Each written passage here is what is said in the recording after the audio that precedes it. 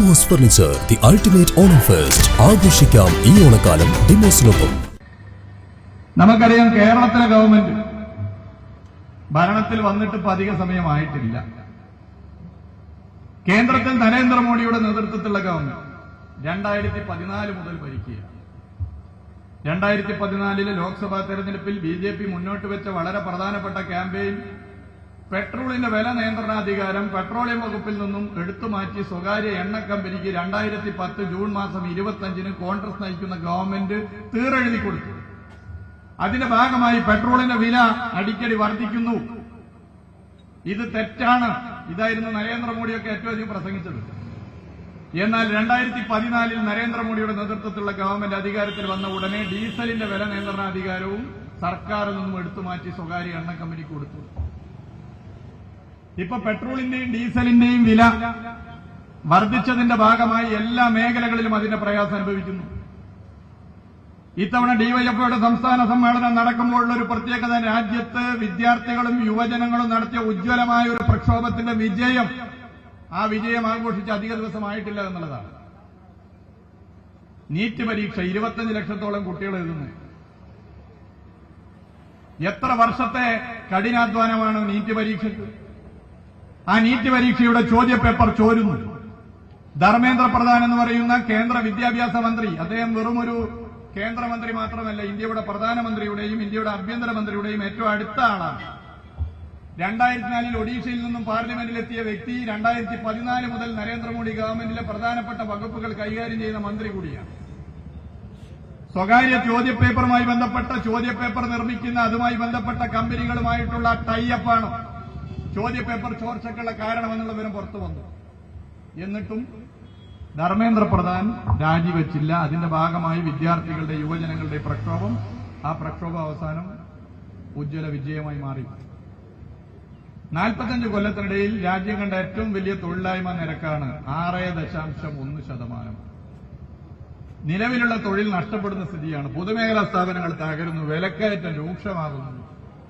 ഇങ്ങനെ ഗൌരവമേറിയ പ്രശ്നത്തിലേക്ക് നമ്മുടെ നാട് പോയി. കേരളത്തിൽ 10 വർഷം ഇടതുപക്ഷ സർക്കാർ ഇതിന് ബദൽ ഉയർത്തിപ്പിടിച്ചുകൊണ്ട് നിലപാട് സ്വീകരിച്ചു. ആ നിലപാട് സ്വീകരിച്ചതുകൊണ്ട് കേരളത്തിൽ അത്രത്തോളം പ്രയാസം ഈ 10 കൊല്ലം അനുഭവിക്കേണ്ടി വന്നില്ല. എന്നാൽ ഇപ്പോ UDF ഗവൺമെന്റ് വന്നു. നിയമസഭാ തെരഞ്ഞെടുപ്പിൽ ജനങ്ങൾ ആഗ്രഹിച്ചതൊരു മാറ്റമാണ്. 10 കൊല്ലത്തെ ഭരണത്തിനെതിരെയുള്ള വലിയ വികാരമൊന്നുമില്ല. എന്നാൽ ഒരു മാറ്റം വേണം, ഫോർ എ ചേഞ്ച്. ഒരു മാറ്റത്തിന് വേണ്ടി UDF ഗവൺമെന്റിന് വോട്ട് ചെയ്തു. UDF ഗവൺമെന്റ് അധികാരത്തിൽ വരണമെന്ന് ആഗ്രഹിച്ച് ഈ മണ്ഡലത്തിൽ ഉൾപ്പെടെ DK മുരളി സഖാവ് ഇവിടെ ഇരിക്കുന്നുണ്ട്. ഏറ്റവും മികച്ച MLA ആയിരുന്നു. പക്ഷേ സഖാവ് DK മുരളി ഉൾപ്പെടെ പരാജയപ്പെട്ടു. ഒരു മാറ്റത്തിന് വേണ്ടിയിട്ടാണ്. ഇപ്പൊ മാറ്റത്തിന് വേണ്ടി വോട്ട് ചെയ്തവർ നേരിട്ട് കാണുമ്പോൾ എന്താണ് എന്നോട് നിങ്ങളോട് പറയുന്നത്? 3 മാസം കൊണ്ട് 3 മാസം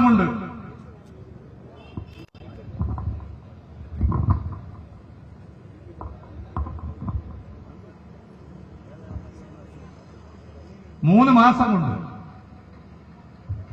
ഒരു സർക്കാരിന്റെ പോക്ക് എങ്ങോട്ടാണ് എന്ന് ഇപ്പൊ ഏറെക്കുറെ നമുക്കൊക്കെ മനസ്സിലാക്കാൻ വേണ്ടി പറ്റുന്ന സ്ഥിതിയാണ്. മാറ്റം ആഗ്രഹിച്ചവർ നെഞ്ചത്ത് കൈവച്ച് പറയുന്നത് ഒരു പറ്റിപ്പോയി. കേരളത്തിൽ മാറ്റമല്ല, വല്ലാത്തൊരു നാറ്റമാണ് ഇപ്പൊ ഈ 3 മാസത്തിനിടയിൽ ഉണ്ടായിട്ടുള്ളത്. പവർ കട്ട്, ലോഡ് ഷെഡിംഗ് കേരളത്തിലേക്ക് തിരിച്ചു വന്നു.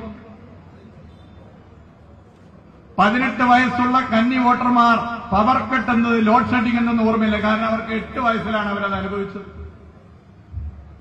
2ാം ക്ലാസ്സിലും 3ാം ക്ലാസ്സിലൊക്കെ പഠിക്കുമ്പോൾ പവർ കട്ടും ലോഡ് ഷെഡിങ്ങും അന്ന് UDF ഗവൺമെന്റ് ഭരിക്കും അനുഭവിച്ചവർ പിന്നെ 10 കൊല്ലം അത് അനുഭവിച്ചിട്ടില്ല. ഇപ്പൊ അവർക്ക് മനസ്സിലായി പവർ കട്ട് എന്താണ്, ലോഡ് ഷെഡിംഗ് എന്താണ്. മാറ്റമാണ്, മാറ്റത്തിന്റെ ഭാഗമായിട്ട് വന്നതാണ്. വൈദ്യുതി മേഖലയിലെ UDF സർക്കാരിന്റെ മിസ്മാനേജ്മെന്റാണ് കേരളത്തിൽ ഇന്ന് കാണുന്ന പവർ കട്ടിന്റെയും ലോഡ് ഷെഡിങ്ങിന്റെയും കാരണം. കാലാവസ്ഥയിലുണ്ടായ ചില പ്രത്യേകതരം പ്രശ്നമാണ് ഇതിന്റെ കാരണമെന്നാണ് മുഖ്യമന്ത്രി പറഞ്ഞത്. ഇതിന് സമാനമായ കാലാവസ്ഥയുമായി ബന്ധപ്പെട്ട പ്രശ്നം 2017 ഉണ്ടായി. അന്ന് മണിയാശാനാണ് വൈദ്യുതി വകുപ്പ് മന്ത്രി, സഖാവ് MM മണി. അന്ന് ഗവൺമെന്റ് ചർച്ച ചെയ്തു. ഗുജറാത്ത് ഗവൺമെന്റിൽ നിന്നും ചുരുങ്ങിയ പൈസക്ക് വൈദ്യുതി വാങ്ങി. 2022 ഇതിന് സമാനമായ പ്രശ്നമുണ്ടായി.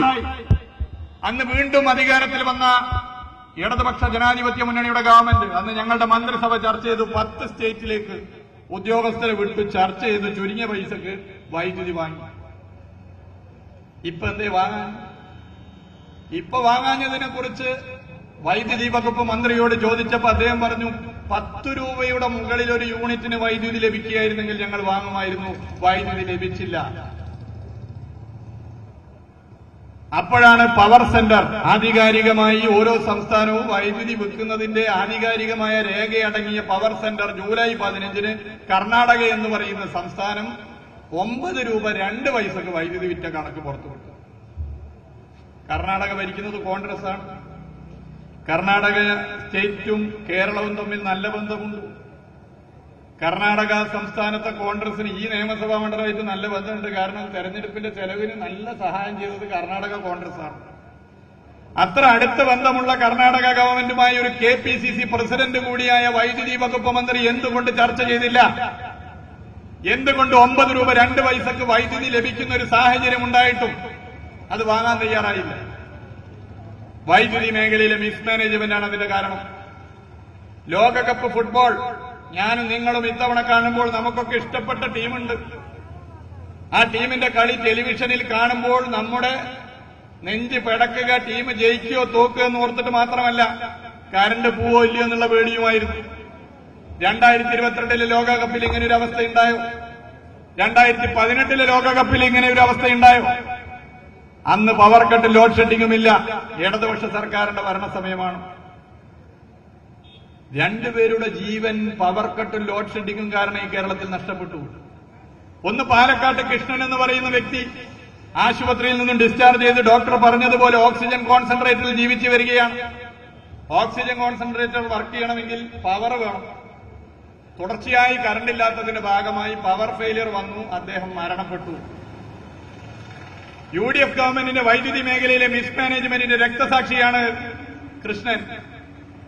എറണാകുളത്ത് മറിയം എന്ന് പറയുന്ന വീട്ടമ്മ കരണ്ട് പോയപ്പോ മെഴുതിരി കത്തിച്ചായിരുന്നു. മെഴുതിരിൽ നിന്ന് തീ പടർന്ന് മരണപ്പെട്ടു.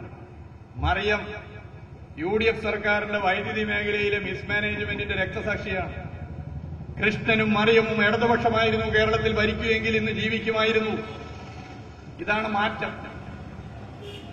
സർക്കാർ ആശുപത്രിയിൽ സർജറി സമയത്ത് കറണ്ടില്ലാത്തതിന്റെ ഭാഗമായി മൊബൈൽ ഫോണിന്റെ ടോർച്ച് ലൈറ്റ് അടിച്ച് സർജറി നടത്തിയ ഒരു അനുഭവം കേരളത്തിൽ മുമ്പുണ്ടായിട്ടുണ്ടോ? മുമ്പുണ്ടായിട്ടില്ല. അതിനെക്കുറിച്ച് ആരോഗ്യവകുപ്പ് മന്ത്രിയോട് ചോദിച്ചപ്പോ ആരോഗ്യവകുപ്പ് മന്ത്രി പറഞ്ഞത്, ആരോഗ്യവകുപ്പ് മന്ത്രിയോട് മാധ്യമപ്രവർത്തകർ ചോദിച്ചു, അല്ല സർജറി ആരംഭിക്കുമ്പോൾ പവർ കട്ട് വന്നാൽ എന്ത് ചെയ്യും, കറണ്ട് പോയാൽ എന്ത് ചെയ്യും? അപ്പൊ ആരോഗ്യവകുപ്പ് മന്ത്രി പറഞ്ഞു, അതിനെന്താ, സർജറി ആരംഭിക്കുമ്പോൾ കറണ്ട് പോയാൽ കറണ്ട് വന്നതിന് ശേഷം സർജറി തുടരും. പലതരം സർജറി ഉണ്ട്.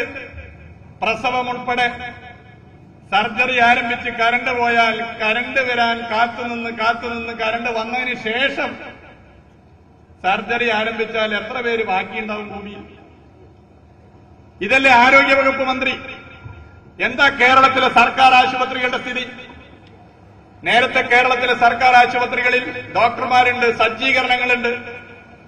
ഇന്ത്യയിൽ ലോകത്ത് പൊതുജന ആരോഗ്യ സമ്പ്രദായത്തിന് മാതൃകയാക്കാവുന്ന ആരോഗ്യ മേഖലയായിരുന്നു ഇടതുപക്ഷ സർക്കാർ ഭരിച്ചിരുന്ന ഘട്ടത്തിലെ കേരളത്തിലെ ആരോഗ്യ മേഖല.